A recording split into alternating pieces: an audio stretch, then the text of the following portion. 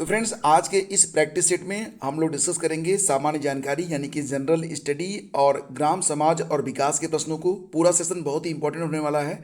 अगर इन प्रश्नों के उत्तर जो कि आज के टेस्ट में आपको दिए जा रहे हैं पहले से आपको पता है, तो नीचे कमेंट बॉक्स में आप कमेंट करके अपना उत्तर हमें बता सकते हैं। तो आइए शुरू करते हैं। और देखिए, जो पहला क्वेश्चन है ये काफ़ी इंपॉर्टेंट है और प्रश्न है कि निम्नलिखित में कौन सा मूल अधिकार भारतीय संविधान में नागरिकों को नहीं दिया गया है। ऐसा कौन सा मूल अधिकार है जो कि भारतीय संविधान में नागरिकों को नहीं मिला है। तो देखिए, ऑप्शन है देश के किसी भी भाग में बसने का अधिकार, लिंग समानता का अधिकार, सूचना का अधिकार या उपरोक्त सभी।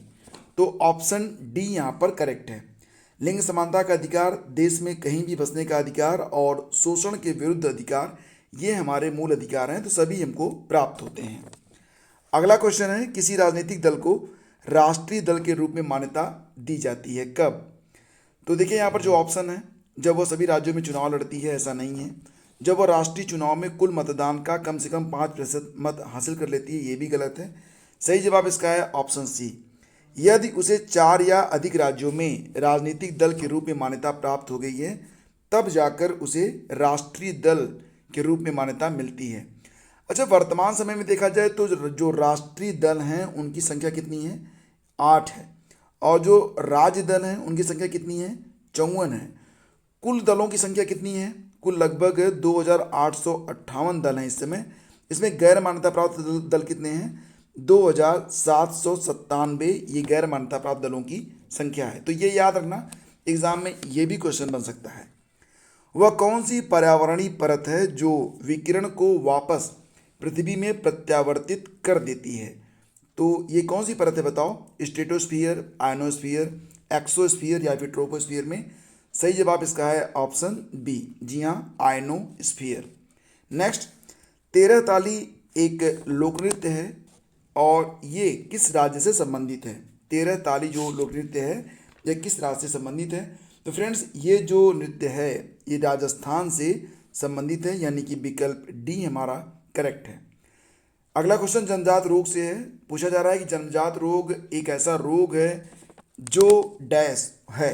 तो यहाँ पर देखिए 4 ऑप्शन है। तो जन्मजात रोग का मतलब होता है कि जन्म के समय यह रोग मौजूद रहता है। तो ऑप्शन डी इसका करेक्ट हुआ। 2019 के अनुसार भारत के किस राज्य की शहरी जनसंख्या सबसे अधिक है? तो 2019 के अनुसार किस राज्य की शहरी जनसंख्या सर्वाधिक है, ये क्वेश्चन यहाँ पर पूछा गया और इसका सही जवाब है। तो इसका सही जवाब क्या हो जाएगा? भारत में पश्चिम बंगाल की जो शहरी जनसंख्या है वो सर्वाधिक है, यानी कि विकल्प सी यहाँ पर करेक्ट है। फिर देखिए अगला क्वेश्चन है और ये भी प्रश्न बहुत ही अच्छा और बहुत ही महत्वपूर्ण है, ध्यान से देखिएगा। भारत में निम्नलिखित में वह कौन सा वन्य जंतु अभयारण्य है जहां गैंडों के संरक्षण की परियोजना चल रही है?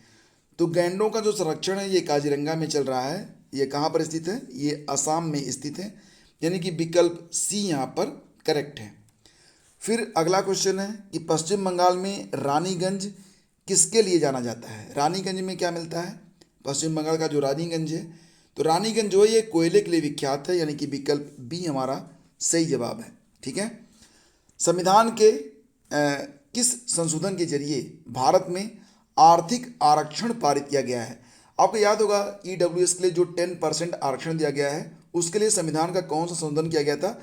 बेसिक रूप में यही क्वेश्चन है और इसका जो सही जवाब है वो है ऑप्शन सी। जी हाँ, 103। तो भारत के संविधान में पहली बार जो संशोधन हुआ था वो 1951 में हुआ था और अब तक कुल 103 जो है संशोधन हो चुके हैं। इसमें जो 103वां संशोधन था ये आरक्षण को लेकर किया गया था, ईडब्ल्यूएस वाला था। तो ऑप्शन सी इसका करेक्ट है। एग्जाम में यह भी प्रश्न आपसे बन सकता है कि किस वर्ष में संविधान का संशोधन सबसे पहले किया गया? तो मैंने आपको बताया था कि 1951 में किया गया था। ऑप्शन बी इसका करेक्ट है। 1951 में संसद ने पहला संशोधन किया था और तब राज्यसभा जो थी ये अस्तित्व में नहीं थी। उसके बाद अब तक संविधान को 103 बार संशोधित किया गया है और इन 103 संशोधनों में राष्ट्रीय न्यायिक आयोग की स्थापना के लिए जो 99वां संशोधन था, 99वां संशोधन, उसको सुप्रीम कोर्ट ने क्या किया था? उसको सुप्रीम कोर्ट ने असंवैधानिक ठहराया था। तो ये भी याद रखना। अगला क्वेश्चन है कौन सा विकल्प पश्चिमी घाट का सर्वोच्च शिखर है? पश्चिमी घाट का सर्वोच्च शिखर कौन सा है? तो सही जवाब है अनामुड़ी। अनामुड़ी। तो देखो, जो पश्चिमी घाट पर्वत श्रृंखला है यह गुजरात और महाराष्ट्र की सीमा से स्टार्ट होती है और महाराष्ट्र, गोवा, कर्नाटक, तमिलनाडु और केरल से गुजरकर कन्याकुमारी में समाप्त होती है। यह उद्यान मन्नार से लेकर 15 किलोमीटर की दूरी पर स्थित है। अनामुड़ी शिखर जो है यह पश्चिमी घाट का सबसे ऊंचा शिखर है और इस पर्वत शिखर की ऊंचाई लगभग 2700 मीटर से अधिक है। कितनी है? 2700 मीटर से ज़्यादा। अगला क्वेश्चन देखिए, विज्ञान से संबंधित है। लाइफ जैकेट का सिद्धांत क्या है? ये प्रश्न पूछा गया है। तो लाइफ जैकेट क्या करता है? यह व्यक्ति को उतराता रखने के लिए उसके आयतन में क्या करता है? वृद्धि कर देता है। यानी कि यहाँ पर जो विकल्प बी है ये हमारा करेक्ट है। फिर देखिए, एक फ्यूज तार में मुख्य रूप से क्या होना चाहिए? जो फ्यूज का तार होता है तो उसमें उच्च गलनांक और अल्प प्रतिरोध होना चाहिए ताकि वो आसानी से ब्रेक हो सके। तो ऑप्शन ए यहाँ पर करेक्ट है। ठीक है। गाय के दूध का रंग थोड़ा पीलापन किसकी उपस्थिति के कारण होता है?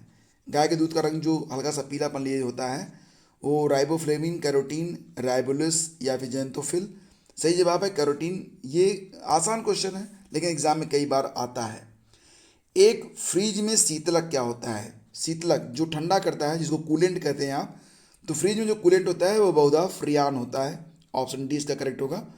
और HCF134 एक दूसरा कूलेंट होता है। यह फ्रियान की तुलना में ज़्यादा पर्यावरण के अनुकूल माना जाता है लेकिन ज़्यादातर फ्रियान ही प्रयोग में लाया जाता है। फिर अगला क्वेश्चन है, कौन सा विकल्प लघुत्तर हिमालय में पर्वत की सबसे लंबी पर्वतमाला है? लघुत्तर हिमालय में पर्वत की सबसे लंबी पर्वतमाला कौन सी है? तो धौलाधार, महाभारत, पीर पंजाल और शिवालिक। सही जवाब क्या होगा? सही जवाब हो जाएगा इसका ऑप्शन सी, पीर पंजाल पर्वतमाला। पीर पंजाल पर्वतमाला जो है यह हिमालय की एक पर्वतमाला है जो भारत के हिमाचल प्रदेश व जम्मू और कश्मीर राज्यों और पाक अधिकृत कश्मीर में चलती है। हिमालय में धौलाधार और पीर पंजाल श्रृंखलाओं की ओर ऊंचाई बढ़ने लगती है और पीर पंजाल निचले हिमालय की सर्वोच्च श्रृंखला भी मानी जाती है। सतलज नदी के किनारे यह हिमालय के मुख्य भाग से अलग होकर अपने एक तरफ ब्यास और रावी नदियां हैं और दूसरी तरफ चेनाब नदी रखकर चलने लगती है। तो पीर पंजाल पर्वतमाला, इसके बारे में आप याद रखना। आगे बढ़ते हैं। देखो, प्रश्न है कि निम्नलिखित युग्मों में कौन एक सुमेलित नहीं है? कलिंग पुरस्कार का जो संबंध है वो विज्ञान की लोकप्रियता से है, यह बिल्कुल करेक्ट है। जो अगला है यह पुलित्जर पुरस्कार, ये धर्म प्रगति से संबंधित बताया गया है, जो कि गलत है। तो जो पुलित्जर पुरस्कार होता है फ्रेंड्स, ये धर्म प्रगति के लिए नहीं बल्कि पत्रकारिता या संगीत में प्रगति के लिए प्राप्त किया जाता है। तो इसका जो ऑप्शन बी है यह सुमेलित नहीं है। बाकी डेविड कोहेन पुरस्कार यह साहित्य के क्षेत्र में दिया जाता है और बोरलाग पुरस्कार कृषि के क्षेत्र में दिया जाता है। तो 3 विकल्प यहाँ पर सही हैं। ऑप्शन बी हमारा उत्तर है, जो कि सुमेलित नहीं था। धर्म प्रगति नहीं बल्कि पुलित्जर पुरस्कार जो है ये पत्रकारिता और संगीत में प्रगति के लिए प्रदान किया जाता है। मैग्सेसे पुरस्कार से सम्मानित होने वाले पहले भारतीय कौन हैं? तो सही जवाब है इसका आचार्य विनोबा भावे। याद रखना, जो मैग्सेसे पुरस्कार मिला था सबसे पहले तो वो किस भारतीय को मिला था? आचार्य विनोबा भावे को मिला था। फिर देखिए, अगला क्वेश्चन है कि डैश प्राचीन विशाल एक एकीकृत महाद्वीप यानी कि सुपर कॉन्टिनेंट पैंजिया का दक्षिणी भाग है जिसके उत्तरी भाग में अंगारा भूमि में स्थित है। तो यहाँ पर देखिए, जो आपके ऑप्शन है, यूरेशियाई प्लेट है, टेथिस सागर है, भारतीय ऑस्ट्रेलियाई प्लेट है और गोंडवाना भूमि है। तो सही जवाब इसका क्या हो जाएगा? सही जवाब है ऑप्शन डी, गोंडवाना भूमि। तो गोंडवाना भूमि फ्रेंड्स, ये गोंडवाना महाद्वीप एक ऐतिहासिक महाद्वीप था और यह प्राचीन वृहत महाद्वीप पैंजिया का दक्षिणी भाग था। इसका उत्तरी भाग लारेशिया कहा जाता था। गोंडवाना महाद्वीप का नाम एडुरस सुयेस ने भारत के गोंडवाना क्षेत्र के नाम पर रखा था। तो गोंडवाना भूभाग आज के समस्त दक्षिणी गोलार्ध के अलावा भारतीय उपमहाद्वीप और अरब प्रायद्वीप जो वर्तमान में उत्तरी गोलार्ध में है, इसी का उद्गम स्थल है। आज से 13 करोड़ साल पहले गोंडवाना महाद्वीप के टूटने से ऑस्ट्रेलिया, अंटार्कटिका और भारत का निर्माण हुआ था। अगला क्वेश्चन देखिए, पीतल मिश्रण है किसका? ये प्रश्न पूछा गया है कि पीतल किसका मिश्रण है? तो सही जवाब है किसका? जस्ता और तांबा का। फिर अगला क्वेश्चन है कि किस वर्ष गुरु गोविंद सिंह ने बैसाखी दिवस को आनंदपुर साहिब में सिखों की सामान्य बैठक बुलाई थी तथा खालसा की नींव रखी थी? तो खालसा की नींव रखी गई थी 1699 में ऑप्शन सी इसका करेक्ट है। खालसा का मतलब क्या होता है? खालिस यानी कि विशुद्ध। तो गुरु गोविंद सिंह ने 1699 ईस्वी में धर्म और समाज की रक्षा के लिए ही खालसा पंथ की स्थापना की थी। सुभाष चंद्र बोस किस वर्ष में कांग्रेस पार्टी के अध्यक्ष बने थे? सही जवाब है 1938 में। देखिए फ्रेंड्स, सन 1930 ईस्वी में जब सविनय अवज्ञा आंदोलन शुरू हुआ, सुभाष चंद्र बोस कारावास में थे। रिहा और फिर से गिरफ्तार होने व अंततः 1 वर्ष की नजरबंदी के बाद उन्हें कहा गया कि आप यूरोप चले जाओ। निर्वासन काल में उन्होंने द इंडियन स्ट्रगल नामक किताब लिखी थी। कई बार पूछा भी जाता है कि द इंडियन स्ट्रगल नामक किताब किसने लिखी है, तो सुभाष चंद्र बोस की रचना है। और यूरोपीय नेताओं से उन्होंने इसी काल में भारत के पक्ष की पैरवी की थी। सन 1936 ईस्वी में यूरोप से लौटने पर उन्हें फिर 1 वर्ष के लिए गिरफ्तार किया गया। सन 1938 ईस्वी में भारतीय राष्ट्रीय कांग्रेस का अध्यक्ष निर्वाचित होने के बाद उन्होंने राष्ट्रीय योजना आयोग का गठन किया था, जिसने औद्योगिक नीति का सूत्रपात किया था। तो 1938 ये याद रखना आप। फिर अगला क्वेश्चन है, किस वर्ष ईस्ट इंडिया कंपनी के जहाज़ों ने सूरत के पास स्थित स्वाली एस्चुअरी में पुर्तगालियों को पराजित किया था? तो स्वाली की लड़ाई, इसे सुवाली की लड़ाई भी कहते हैं, सूरत शहर के पास एक गांव स्वाली के तट से 29-30 नवंबर 1612 में हुई थी। यह बहुत छोटी लड़ाई थी लेकिन बहुत ही महत्वपूर्ण है, क्योंकि यह भारत पुर्तगाल के वाणिज्यिक एकाधिकार के अंत की शुरुआत और भारत में शुरुआती कंपनी की मौजूदगी के अंत की शुरुआत को चिन्हित करती है। इस लड़ाई में अंग्रेजी ईस्ट इंडिया कंपनी को एक छोटी नौसेना स्थापित करने के लिए भी आश्वस्त किया गया और इस छोटी शुरुआत को आधुनिक भारतीय नौसेना की जड़ के रूप में माना जाता है। तो 1612 ये याद रखना आप। कन्नौज से पहले हर्षवर्धन का हर्षवर्धन जो था वो कन्नौज से पहले कहाँ का शासक था? तो थानेश्वर का। ये आपको भी याद रखना होगा। थानेश्वर के बारे में अगर हम बात करें, हर्षवर्धन जो था वो थानेश्वर के पुष्यभूति वंश का शासक था। 606 में हर्ष जो था वो थानेश्वर का शासक बना। बाद में कन्नौज को हर्ष ने अपनी राजधानी बनाया था, क्योंकि अपनी बहन की मदद करना चाहता था वो। उसकी बहन की पति की डेथ हो गई थी, तो इसके बाद कन्नौज को उसने अपनी राजधानी बना लिया था। तो ये प्रश्न हो गए जनरल स्टडी के। उम्मीद करता हूँ कि जनरल स्टडी के क्वेश्चंस आपको अच्छे लगे होंगे। तो please do like and share. और अब चलो आगे बढ़ते हैं, चलते हैं ग्रामीण समाज और विकास के प्रश्नों पर। प्रश्न होगा कि राजस्व निरीक्षक जिस व्यक्ति के अभिलेखों का निरीक्षण करता है वह व्यक्ति कौन सा है?